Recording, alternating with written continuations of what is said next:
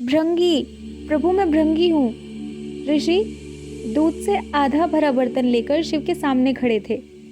महादेव, मैं आपकी वंदना करता हूँ। आप आत्मन हैं, पर ब्रह्म। अज्ञानी कहते हैं कि आप विनाशक हैं। वे नहीं समझ पाते कि आप नवीनीकरण करते हैं, पुनर्जन्म को संभव बनाते हैं। प्रभु मैं एक विनती लेकर आया हूँ, क्या आप उसे स्वीकार करेंगे? कहो। मैं आपकी परिक्रमा करना चाहता हूँ। जैसे परमानंद में डूबे हजारों ब्रह्मांड आपके चारों ओर घूमते हैं। आप इस जगत की धुरी है, मुझ समेत प्रत्येक प्राणी के अस्तित्व का केंद्र है। क्या मुझे परिक्रमा करने की अनुमति है? अवश्य, मुझे प्रसन्नता होगी। जैसे ही भृंगी ने पहला कदम उठाया, उन्हें एक स्त्री की आवाज़ सुनाई दी। ठहरो, यह पार्वती थी। वे निकट गई और शिव के पास बैठ गई। शिव अकेले इस ब्रह्मांड में सम्मिलित नहीं है, यह पुरुष और प्रकृति का मिलन है, शिव और शक्ति का संयोग। हम दोनों इस जगत के अंग हैं। एक के बिना आपको दूसरा प्राप्त नहीं हो सकता। परंतु भृंगी की भक्ति शिव के अतिरिक्त और किसी को नहीं मानती थी।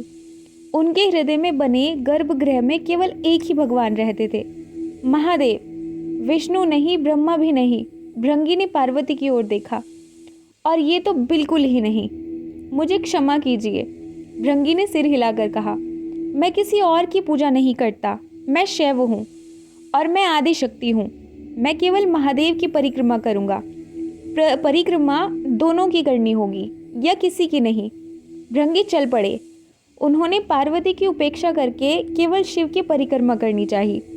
पार्वती अपने पति के निकट आ गई, किंतु ऋषि फिर भी बचते रहे।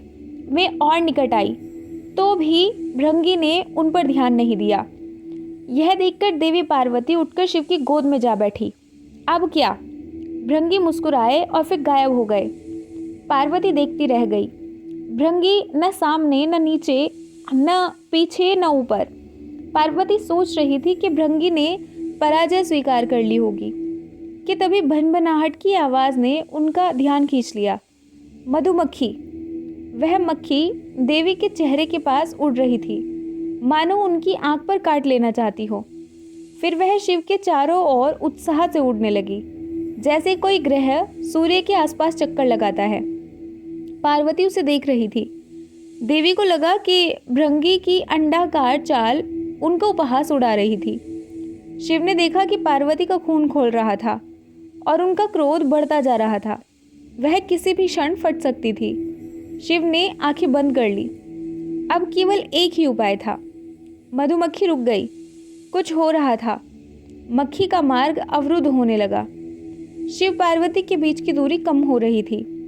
उनके शरीर के बीच का प्रकाश भी मंद हो रहा था। मधुमक्खी ने यह देखने के लिए बीच में से झांका कि क्या पार्वती शिव की और अधिक झुक गई थी। मक्खी वह दृश्य देखकर चकित रह गई। कुछ अविश्वसनीय घट रहा था।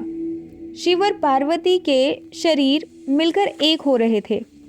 शिव और शक्ति एक दूसरे में विलीन हो रहे थे। उनके मांस और उनकी हड्डियां आपस में जुड़ रही थी। उनकी आत्मा भी एक होने वाली थी। भृंगी उस दिव्य मिलन को देख रहे थे, जिसके दर्शन करके ब्रह्मा को ज्ञान प्राप्त हुआ था। अर्धनारेश्वरी, सृष्टि का स्रोत्र, ब्रह्मांड के दो भागों को संपूर्णता में विलय हो रहा था। भृंगी चिल्ला पड़े। उस दृश्य के समक्ष घुटने टेकने के बजाय वह ईर्ष्या से भर गए। उन्हें शिव के साथ शिवांगी की एकात्मकता पसंद नहीं आई। उन्होंने देखा कि पार्वती भृंगी पर हंस रही थी। भृंगी देवी को शांत करना चाहते थे। भृंगी ने कीट का रूप धारण कर लिया और कुछ ऐसा किया जिसकी कल्पना नहीं की जा सकती थी। कीट ने मांस कुतरना शुरू कर दिया। वह अर्धनारीश्वर के मांस को चबाकर दोनों को एक दूसरे से अलग कर देना चाहता था। पार्वती ने झटके से खुद को शिव से अलग कर लिया और भृंगी को एक भयानक शाप दे डाला। भृंगी, तुमने उत्साह में सारी सीमाएं पार कर डाली। तुम ब्रह्मांड के एक पक्ष को श्रेष्ठ मानकर दूसरे के प्रति असहिष्णुता हो गए। द्वैत को आत्मसात करके प्रसन्न होने की बजाय तुम्हारा ध्यान विरोधाभास पर है, जिसका तुम्हारे पास कोई समाधान नहीं है।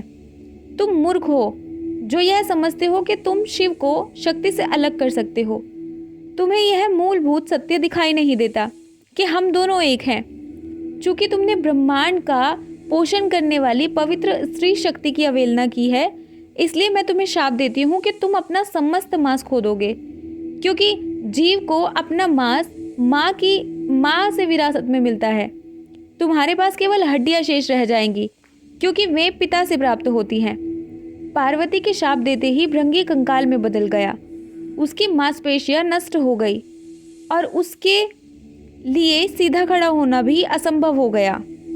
अंत में शिव ने दया करके भृंगी को आशीर्वाद देकर तीसरा पैर प्रदान किया।